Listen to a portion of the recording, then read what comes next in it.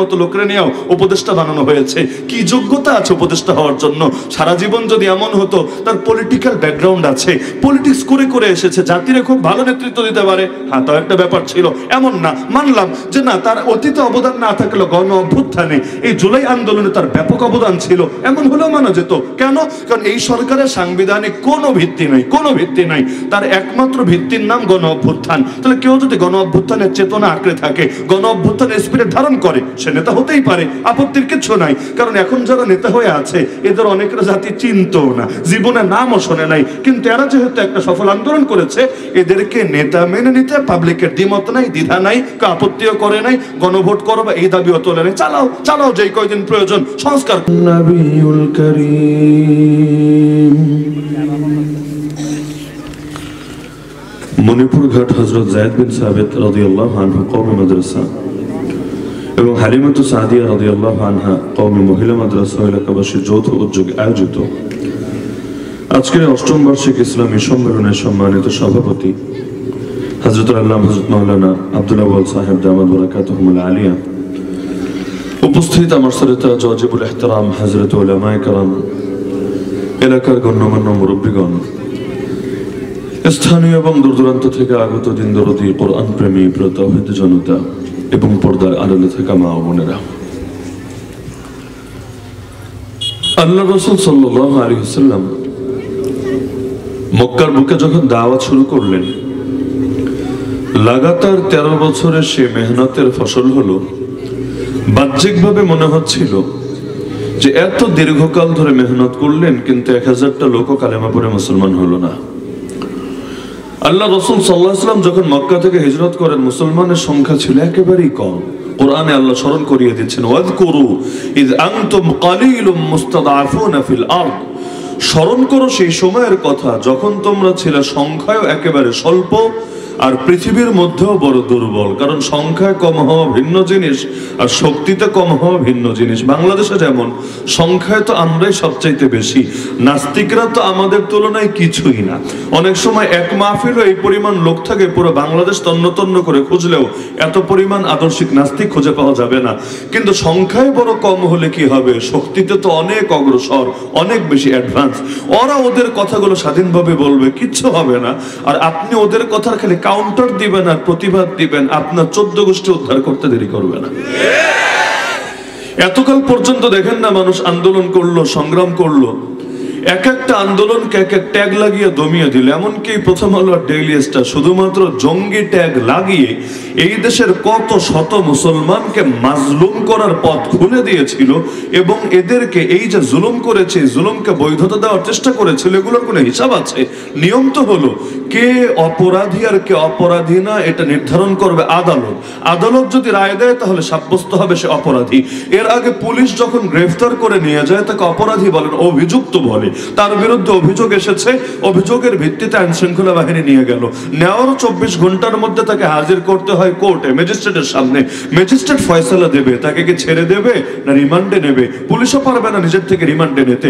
তখন যদি সাংবাদিক রিপোর্টও করে, তাকে সর্বোচ্চ এটা লিখতে হবে যে অমুক ব্যক্তিকে এই অভিযোগে গ্রেফতার করা হয়েছে, সে অভিযুক্ত। কিন্তু বাংলাদেশের সাংবাদিকরা তো বিচারকেরও বড় বিচারক হয়ে গিয়েছে। কোর্ট থেকে বিচার করা লাগবে না, ফয়সালা দেওয়া লাগবে না, গ্রেফতার হতে দেরি। 1 নম্বর ফাইজলামি করে পুলিশে দেখবেন বুকের মধ্যে একটা প্লেকার্ড লাগিয়ে দিয়েছে, বড় একটা সাইনবোর্ড লাগিয়ে দিয়েছে, কারো লেখা জঙ্গি, কারো লেখা এটা, কারো লেখা সেটা। মানে প্রথম ট্যাগটা তার এখান থেকে শুরু হয়েছে। 2 নম্বরে মিডিয়া ট্রায়াল শুরু করে দিয়েছে। এখানে অভিযুক্ত ব্যক্তির কোনো বক্তব্য নাই, যাকে গ্রেফতার করা হয়েছে তার কথা বলার কোনো সুযোগ নাই। পুলিশই বলবে সে এটা স্বীকার করেছে, পুলিশই বলবে সে ওটা স্বীকার করেছে, অথচ আল্লাহর বান্দা হয়তো জানেই না তার নামে কি চালানো হয়েছে। আর 3 নম্বর কাজটা সাংবাদিকরাই করে দেবে। তারা এই পরিমাণে এটার জন্য একটা ন্যারেটিভ প্রতিষ্ঠা করার চেষ্টা করবে। আরে বিচারক বাধ্য হবে এটার পক্ষে রায় দিতে, যদি না করে ওই বিচারকের 14 গোষ্ঠী উদ্ধার করে ছাড়বে। কোন যুগে বিএনপি করতো, কোন যুগে জামাত করতো, কোন যুগে শিবিরের সদস্য ছিল ইত্যাদি, দেখবেন 14 গোষ্ঠীর আমলনামা এনে হাজির করে দিয়েছে। এই যে জালেমরা বিভিন্ন ট্যাগ লাগিয়ে লাগিয়ে হাজার হাজার আলেম ওলামা, হাজার হাজার তাওহীদ জনতার জুলুমের পথ খুলে দিয়েছিল।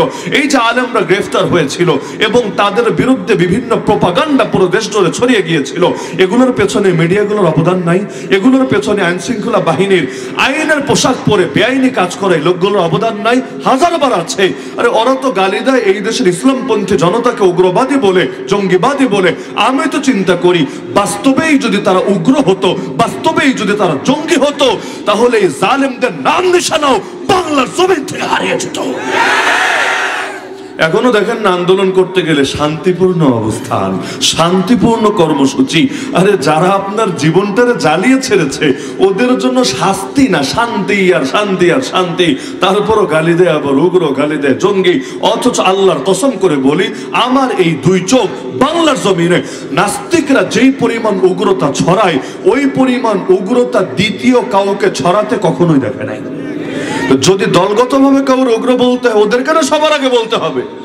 ধর্মীয় উস্কানির কথা বলে খালি হুজুরদেরকে ধরে নিয়ে জেলে ভরবে, আর ওরা যা মনে চায় তা বলতে থাকবে। ওদেরকে কিচ্ছু বলা যাবে না, ওদেরকে ধরাও যাবে না, ছোঁয়া যাবে না। এই যে ইসকনের একটা বাংলাদেশের এক লোক আছে, কি যেন চিন্ময় কৃষ্ণ ব্রহ্মচারী, কঠিন নাম, চিন্ময় কৃষ্ণ ব্রহ্মচারী। আজকে মনে হয় গ্রেফতার করেছে, এয়ারপোর্টে গিয়েছিল, পালাবে নাকি করবে আল্লাহ ভালো জানে, গ্রেফতার করে নিয়েছে। আমি দিল থেকে অনেকবার শুকরিয়া আদায় করেছি, আলহামদুলিল্লাহ আলহামদুলিল্লাহ আলহামদুলিল্লাহ। কেন? কারণ এই লোকের বিরুদ্ধে এমন আকাম মনে হয় কম আছে যেটার অভিযোগ নাই। মন্দিরের মধ্যে নিয়ে বাচ্চাদেরকে বলাৎকার করার পর্যাপ্ত অভিযোগও আছে, এগুলোর ভিডিও ভিকটিমরা পর্যন্ত বিভিন্ন সময় সাক্ষাৎকার দিয়েছে। আর কথায় কথায় বাংলাদেশে সব শেষ হয়ে গেল রে, হিন্দুদেরকে ধৈরা মাইরা হালাইলো রে, কাইট ফালাইলো রে। মানে এক এক সময় এমন আজিব আজিব তামাশা। কয়দিন আগে লালদিঘি ময়দানে পর্যন্ত সমাবেশ করে পুরো ইন্ডিয়ার দেখাতে চেয়েছে, দেখ দেখ বাংলাদেশের হিন্দুদের থাকার জায়গা নাই, আরে এদের সব পুরায় শেষ করে দিল। এই যে সবাই একত্রিত হয়েছি, আমরা জাস্টিস চাই, আমরা ন্যায় বিচার চাই, আমরা এই চাই, আমরা সেই চাই। বহুত খেলা খেলেছে, এই দেশের মুসলমানদের ইজ্জতকে সারা দুনিয়ার সামনে কলঙ্কিত করেছে। দরকার তো ছিল বহুত আগেই এদেরকে জিজ্ঞাসাবাদের আওতায় আনা, কারণ খালি হুজুররা কথা বললেই তাদেরকে ধরবা, খালি হুজুররা আন্দোলন করলেই তাদেরকে নিয়ে রিমান্ডে ভরবা, এটা তো হওয়া উচিত না। কেউ পাবে আর কেউ পাবে না, তা হবে না, তা হবে না। পেলে সবাই পাবে, না পেলে কেউ পাবে না, কাউকে পেতে দেওয়া হবে না। তো গ্রেফতার করেছে, ভালো কথা। আমি মনে করি সরকারের অনেকগুলো সফলতা থাকলে এর মধ্যে এটা একটা সফলতা যে তাকে গ্রেফতার করেছে। কিন্তু রাত এখনো পার হয় নাই, 5টা ঘন্টাও হয় নাই, ইতিমধ্যে বেচারাদের দলের লোকেরা ঠিকই আন্দোলনে নেমে গিয়েছে। আমাদের 1,500-2,000 আলেম 2-3 বছর জেলখানায় থাকলো, পাবলিক কয়বার রাস্তায় নামে। কিন্তু সংখ্যায় এত কম হওয়ার পরে, এটাই আমার পয়েন্ট, সংখ্যায় এত কম হওয়ার পরও আরে 5 ঘন্টা লাগে নাই, তার আগেই রাজপথ গরম করে ফেলেছে।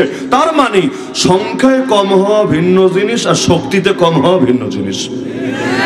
বাংলাদেশে সবচাইতে বড় দুর্বলতা আমরা, অথচ আমরা তো সংখ্যা লঘু না, সংখ্যা গরিষ্ঠ।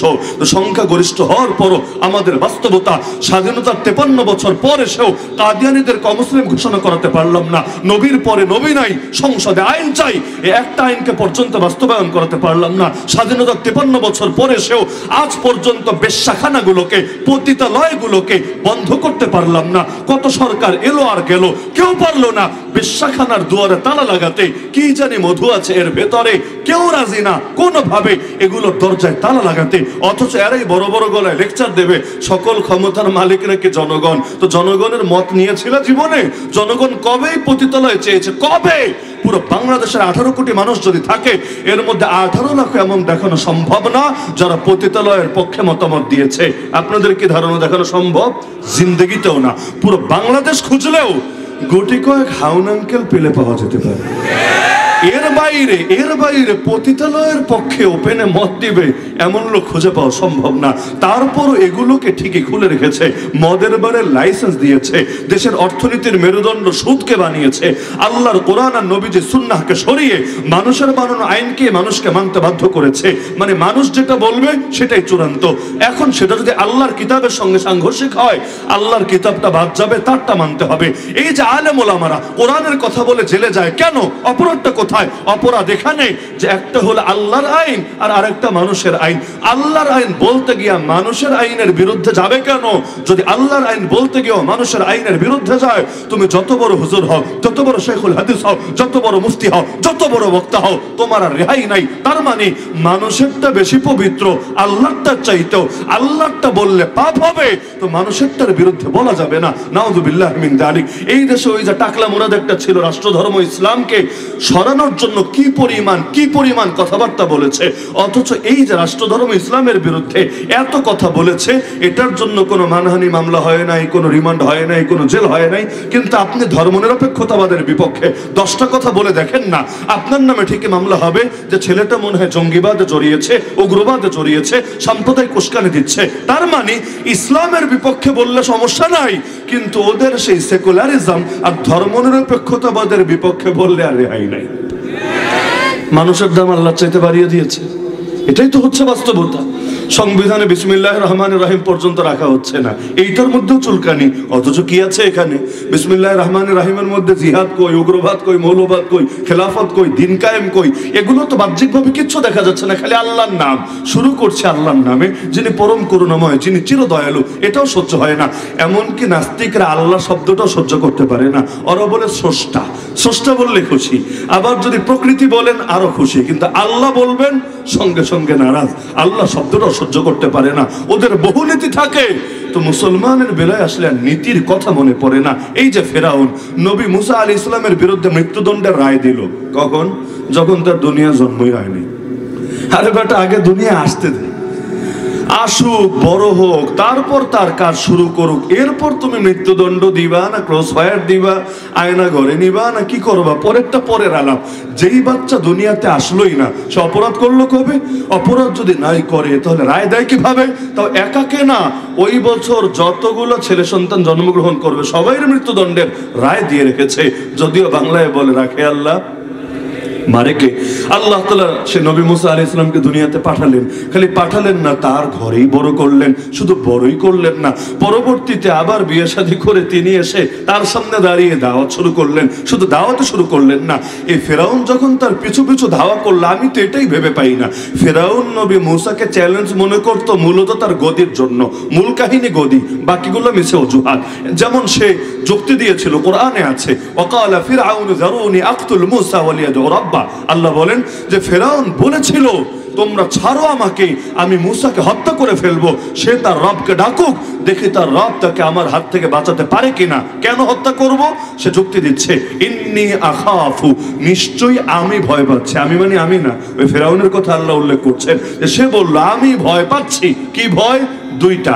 এক নাম্বার, আইয়ুবাদদিলা দীনাকুম, নবী মুসা তোমাদের ধর্মকে বিকৃত করে দেবে, ধর্মের অপব্যাখ্যা করবে, ধর্মকে পরিবর্তন করে দেবে। এটা শুনলে আমার বড় মায়া লাগে যে নবী মুসা আলাইহিস সালাম নাকি ধর্মের অপব্যাখ্যা করবে আর ফেরাউন ধর্মকে সুরক্ষা দেবে।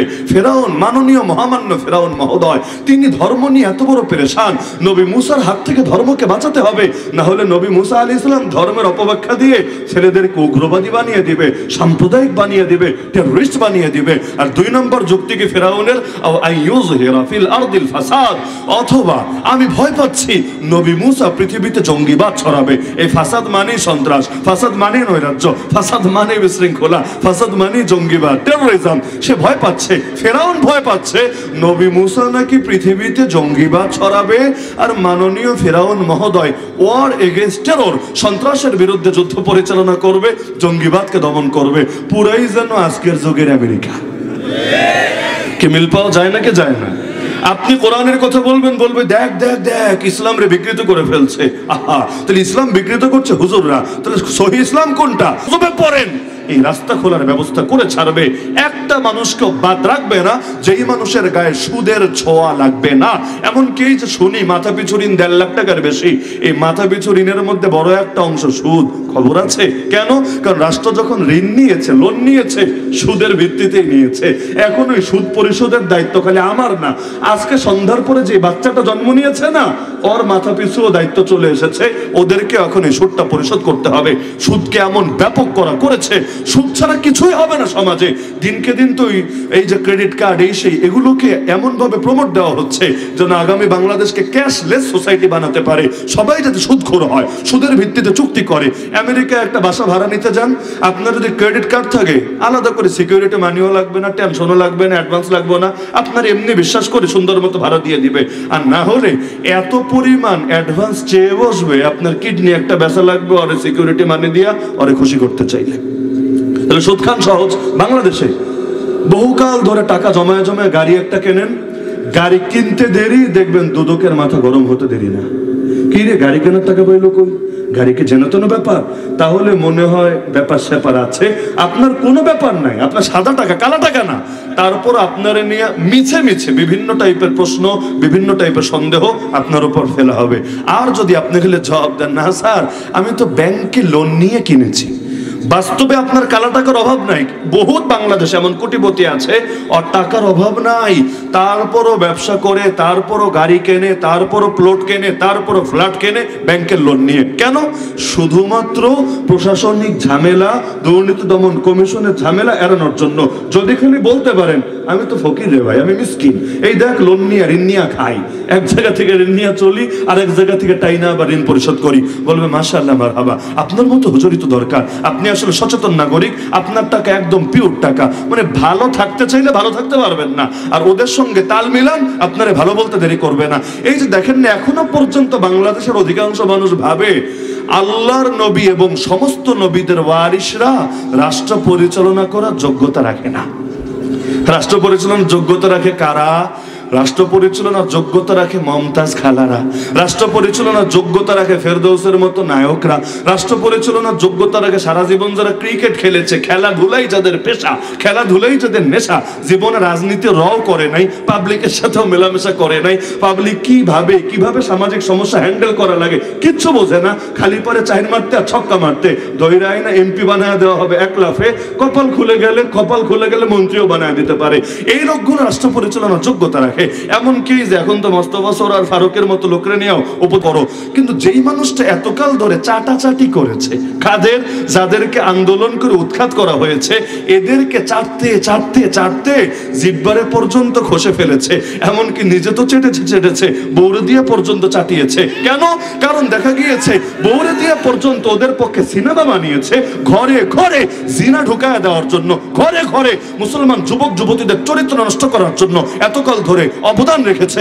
এমনকি সমকামিতার মতো নিকৃষ্ট পাপ, যেটাকে শুধু কিশোরগঞ্জের মুসলমান না, পুরো বাংলাদেশের প্রায় সবাই, শুধু মুসলমান বলে কথা না, হিন্দু বলেন, খ্রিস্টান বলেন, বৌদ্ধ বলেন, পাহাড়ি বলেন, অধিকাংশ মানুষ ঘৃণা করে চরম ভাবে, যেটা নাম শুনলেও মানুষের ভেতর। ওরা আপনার এমন একটা ইসলাম এনে দেবে, যেই ইসলাম মেনে পর্দা না করেও চলবে, যেই ইসলাম মেনে গান বাজনাও করা যাবে, যেই ইসলাম মেনে মাঝে মাঝে মদও খাওয়া যাবে, যেই ইসলাম মেনে যত আকাম কুকাম আছে সব করা যাবে, যেই ইসলাম মেনে আল্লাহরে চিপায় ফেলতে শুধু মসজিদ মাদ্রাসায় সীমাবদ্ধ রেখে বাকি সবগুলো শয়তানরে দিয়ে দিলেও চলবে। যেমন বাংলাদেশে বহুত পাতি নেতা এমন আছে, এখানেও থাকতে পারে, বহুত পাতি নেতা এমন আছে, এরা আল্লাহকে এমন ভাবে কোণঠাসা করতে চায়, রাজনীতিতে আল্লাহর বিধান চলবে না, অর্থনীতিতে চলবে না, বিচার আচারে চলবে না, আইন কানুনে চলবে না, সভ্যতায় চলবে না, সংস্কৃতিতে চলবে না, পার্লামেন্টে চলবে না, কোর্ট কাছারিতে চলবে না। আরে অদ্ভুত ব্যাপার, এমনকি ফ্যামিলি ল, পারিবারিক আইনের ক্ষেত্রে পর্যন্ত চলবে না, ব্যাংকে চলবে না, শেয়ার মার্কেটে চলবে না, বীমা প্রতিষ্ঠানে চলবে না,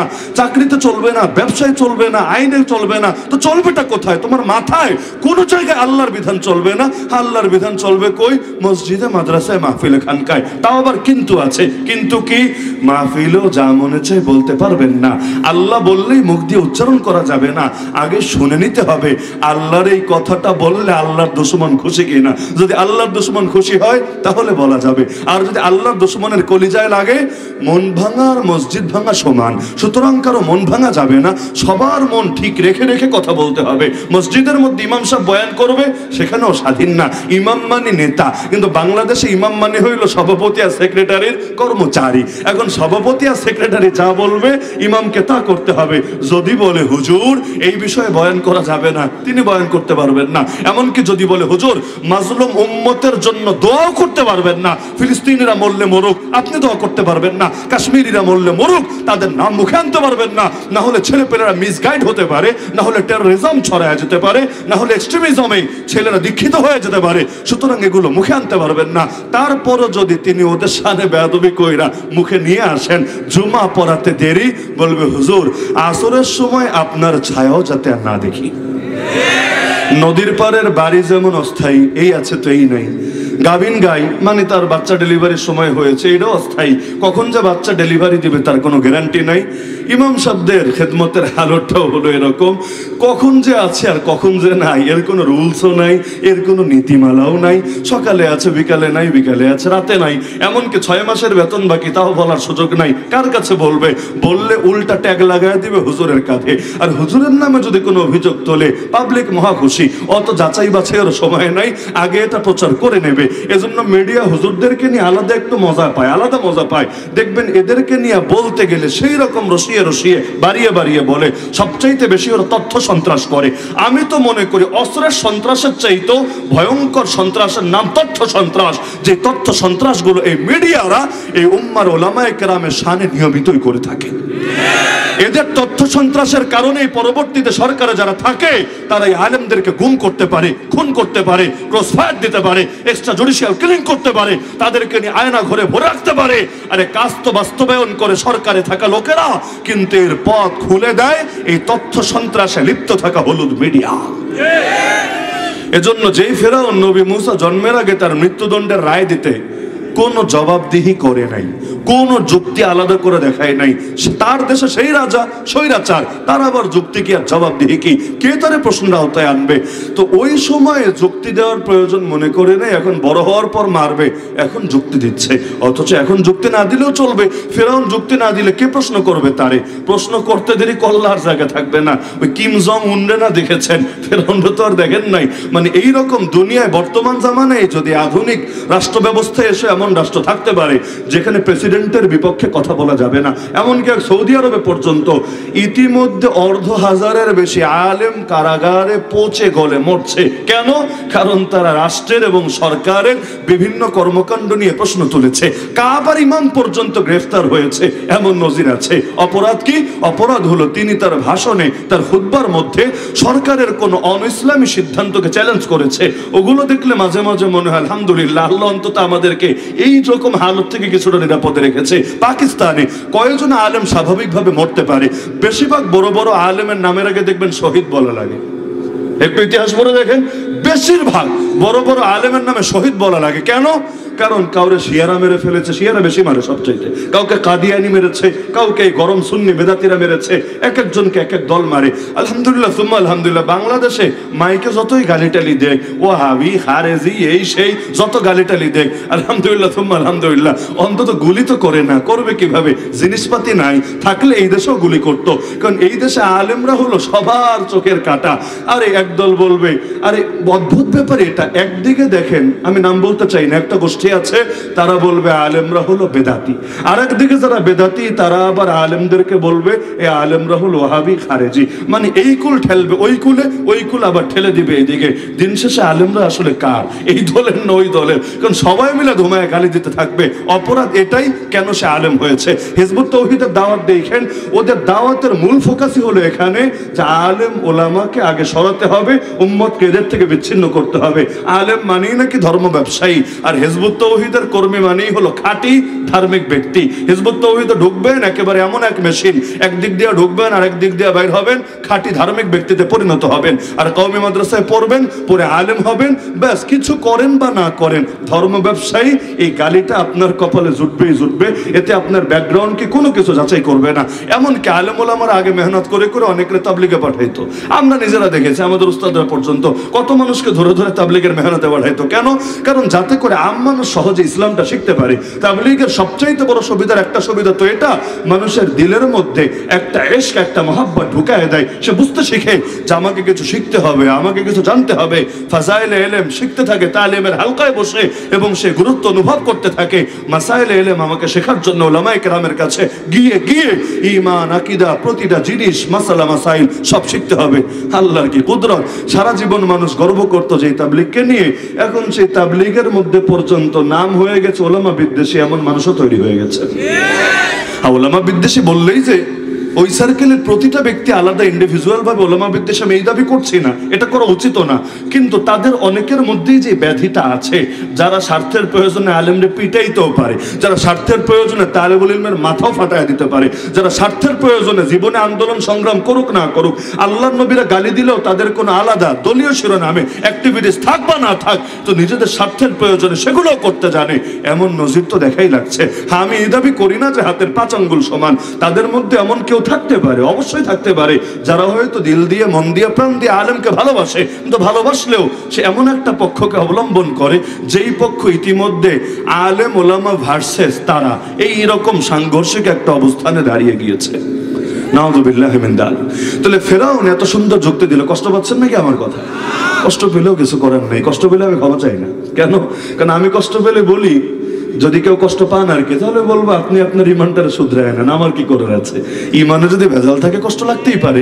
আমার কথা এমন যেখানে কষ্ট থাকবেই থাকবে, তবে ভালো মানুষের জন্য না, একটু অন্য টাইপের মানুষের জন্য।